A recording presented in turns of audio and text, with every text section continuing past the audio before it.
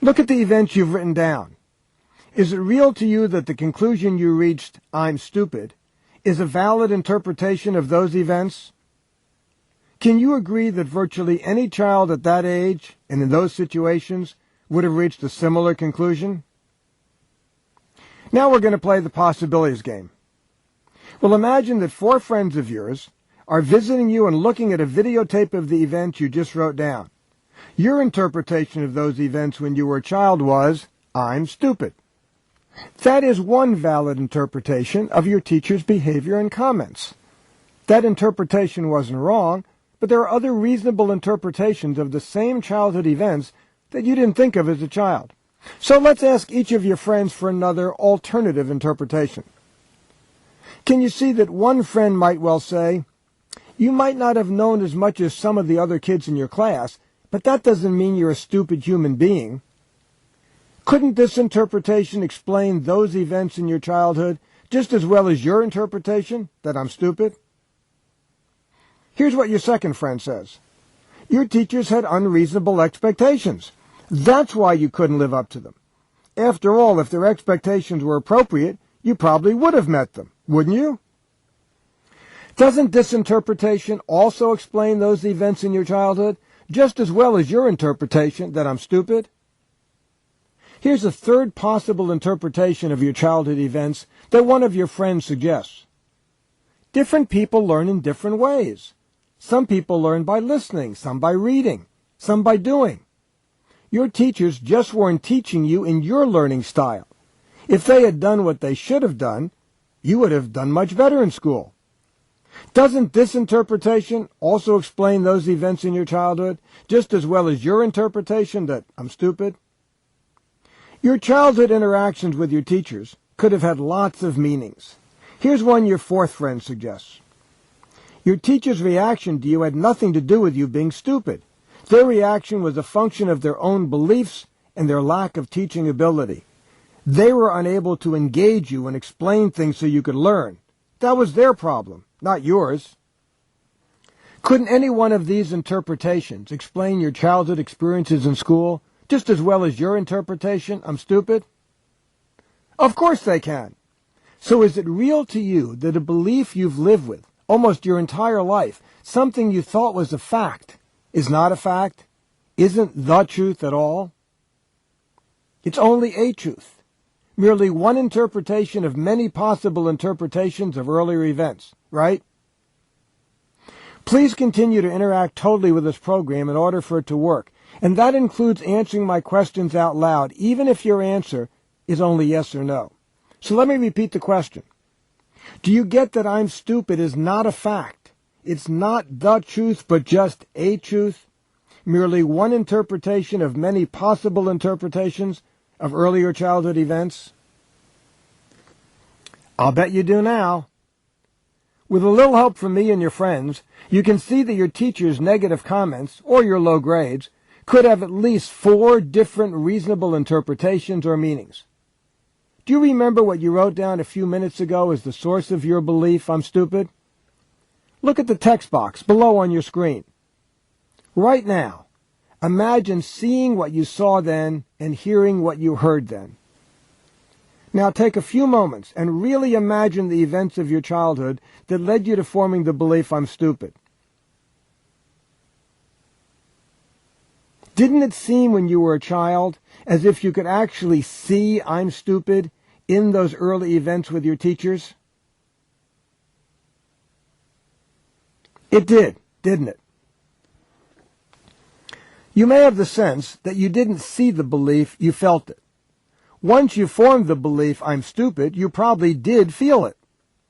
I'll get back to the feeling in a minute, but what I'd like you to focus on now is not the feeling, but on my question. Didn't it seem as if you saw I'm stupid? As if you could point to it? As if you could have said to me if I was in the classroom with you, with the teacher talking to you, "Can't you see I'm stupid?" I didn't hear you. Did you say yes? Now that you think you saw I'm stupid as a child, I'd like you to look again. Did you really see I'm stupid? If you did, what does I'm stupid look like? Can you point to it? Does I'm stupid have a color, a shape, location? Is it real that I'm stupid is an assessment and you can't see an assessment? Is it real to you now that you saw events but never really did see I'm stupid? If anything you can really see can be described, and if you can't describe what I'm stupid looks like, is it clear now that you never saw it? And since you never really saw I'm stupid, what did you actually see? Is it clear now that all you really saw was the reaction of one or more teachers and heard their comments, or you saw your performance when you were being taught in a way that wasn't clear to you? In other words, all you really saw was a series of events. You see, what happened was that you looked at a series of events that can be interpreted in many different ways. You gave the events one meaning, which was I'm stupid. By attributing that specific meaning to the event, each time you saw or heard your teachers, it was as if you could see that meaning in their comments and behavior. But you didn't discover the meaning in the events. You gave the meaning to the events. They had no meaning before you created one. Is it real now that the events had no meaning until you gave one to them? Here's another way to understand that events have no inherent meaning. When I say that, I'm saying you don't know anything for sure about you, about other people, about life as a result of these experiences. What do I know for sure about you from knowing how your teachers treated you when you were a child?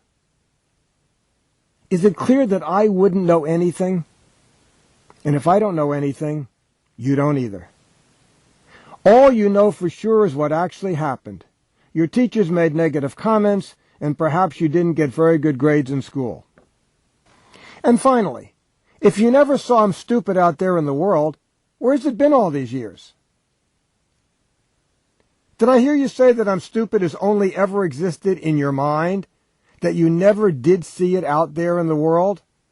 That's right.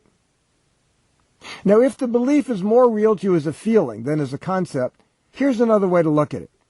Didn't it seem as if your teacher's behavior and comments, and perhaps your grades, when you were a child made you feel I'm stupid? It did, didn't it? But you just agreed that the events have no meaning. Is it possible for events that have no meaning to make you feel I'm stupid? Or anything else for that matter? Of course not. So if your teacher's comments and your grades couldn't have made you feel I'm stupid, what did make you feel that?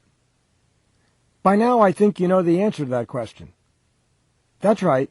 You felt that only because that's the meaning you had already given to your teacher's comments.